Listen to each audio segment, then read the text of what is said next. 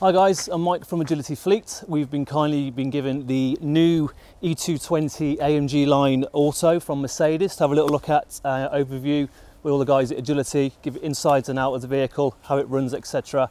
and just give you guys a bit more of an open opinion on what we think of the new model.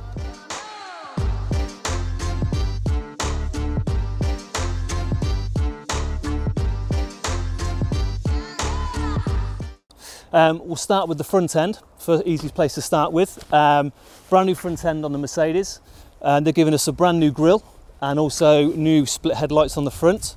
More sleeker, streamlined model on the front end for you as well, more definitive in terms of the grille on the front end, more vertical as well, looking really nice from most of the opinions we had within Agility. Couple of options, multi-LED options on the headlights as well for you. And Mercedes do offer as an extra option.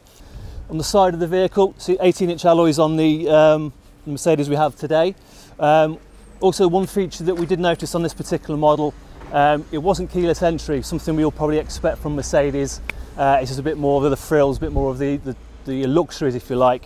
But again, it was something that was highlighted by most of us within the Agility fleet. Okay, so moving on to the back of the vehicle, again, new rear end that's been given to this 220 model that's been released. Split rear tail lights as well. They do actually mimic the smaller A220 and also the CLA as well, so if they do look familiar, that's why.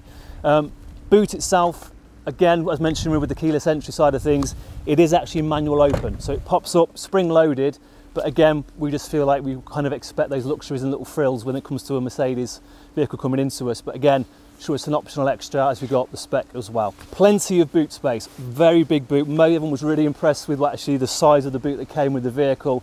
One colleague got quite impressed with actually a full golf club set and also needed the pram in there as well. So again, she was very impressed with how big the boot was. Okay, so in the back of the E220, plenty of spacious room, I have to say. I mean, I'm over 6 foot personally.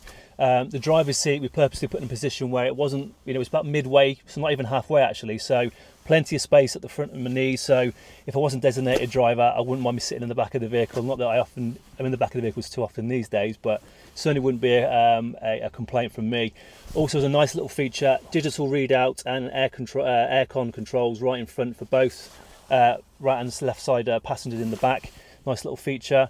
Also, plenty of space in the doors for you for any of your belongings or little drinks, etc.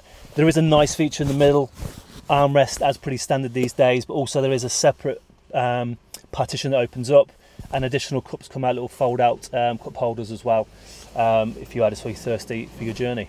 Okay, so internally, really nice dash that the Mercedes presented in the E220. Full digital display across the dash from the clocks right across to the infotainment system in the middle of the center console. Really nice big pixels so you can pick up the images nicely. I think it went down well with the team as well in terms of the tech that the Mercedes had actually introduced and put on this vehicle. I personally found it really user friendly. Steering wheel, plenty of options on there to scroll through all the menus and options.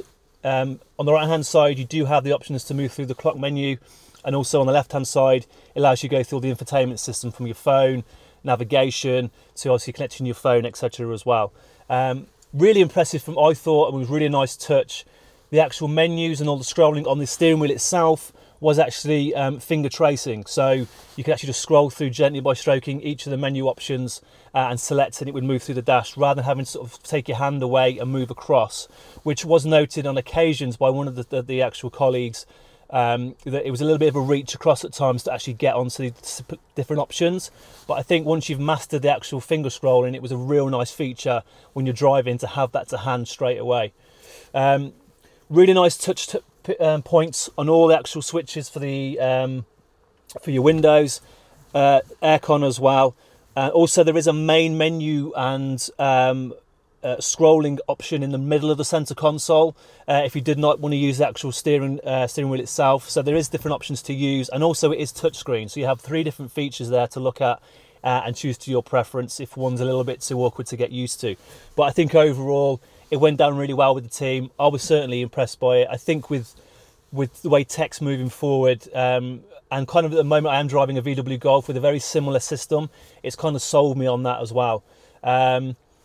Also some nice features internally. You've got a nice lovely wood black finish inside as well, across the dash and down the centre console as well. I think in the brand new E220 coming out next year, the actual screen does extend down the middle dash, so it will be a complete screen in the middle rather than having actually the dials, the aircon vents and the options in the middle. But again, it still was a nice finish as well. Some nice soft touch opening for the actual your coffee cups, etc. as also, and the middle console as well as a nice little feature, nice and spacious for any bits and pieces you want to get in there, which everyone seems quite like as well.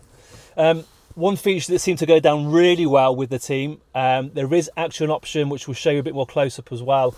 There is an ambient light feature where you can change the mood and the mode of the actual vehicle. So just across the middle of the dash and on the feet when the car's running, which you may have seen on some of the videos we'll have, it can change the mood, the lights from different colours as you're driving if you wish, or as you interchange between the different modes. But it was a really nice feature that I think went down really well with the team also. Done? Yep.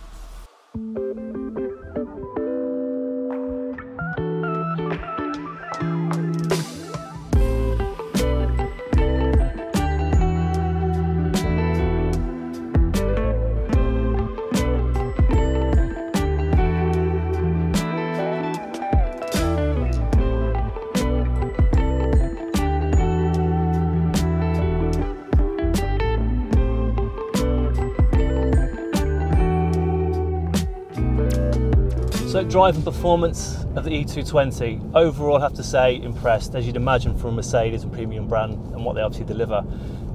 Really nice smooth drive, lovely smooth with the automatic transmission we have as well. Had the pleasure of driving on all different types of roads the last day or two, A roads currently as we are at the moment, also some B roads. I travelled home last night and even motorway, and I must admit all performance, really nice and comfortable drive, drives really well. A little bit of torque if you need it as and when. I mean, it's not obviously the top spec model at all in that respect, but if you do need it, it is there when requested as well. As I say, with the B roads, obviously different potholes and bumps as you get in those country lanes. Really nice smooth ride considering it is stiff. Wasn't massively noticeable, and it was comfortable to drive with.